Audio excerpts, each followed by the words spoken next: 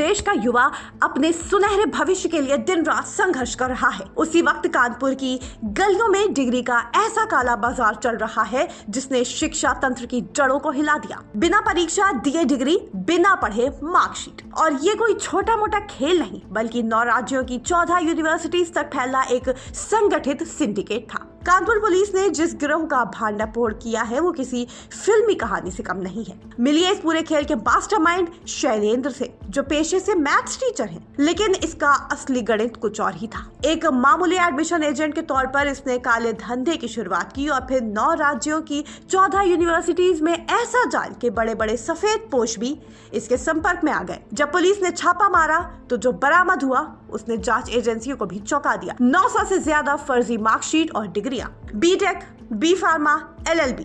आप सिर्फ नाम बताइए, डिग्री आपके घर पर होगी। इस गिरोह का काम करने का तरीका किसी कॉर्पोरेट कंपनी जैसा था। फॉर्मूला 60:40, 60% हिस्सा सीधे यूनिवर्सिटी के क्लर्क और कर्मचारियों की जेब में, यानी फाइलों में हेरफेर, डेटा में बदलाव और सिस्टम के अंदर बैठा नेटवर्क।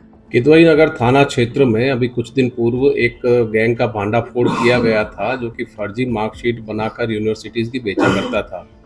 इसमें कुछ अभियुक्तों को गिरफ्तार कर जेल भेजा गया है और बड़ी मात्रा में इनसे फर्जी जो उपकरण है वो भी बरामद हुए हैं और उनके जरिए बनी फर्जी डिग्रियां भी बरामद हुई है, मार्कशीट इत्यादि बरामद हुई है।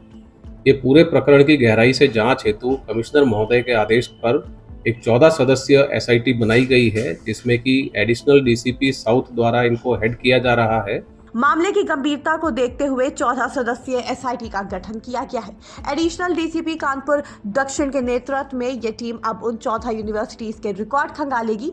सवाल कई है, ये गिरोह ग्राहकों तक पहुंचता कैसे था? कितने बड़े नाम इस रैकेट से जुड़े हैं? और क्या कोई बड़ा सफेद पोश भी जांच के दायरे में आएगा? ये मामला सिर्फ डिग्रियों तक नहीं है, ये उन लाखों मेहनती छात्रों के सपनों पर हमला है जो रात भर जागकर पढ़ाई करते हैं। अब निगाहें SIT की कार्रवाई पर है। कानून का शिकंजा आखिर किन किन गिरबानों तक पहुंचेगा? Bureau report, Indian press house, UP।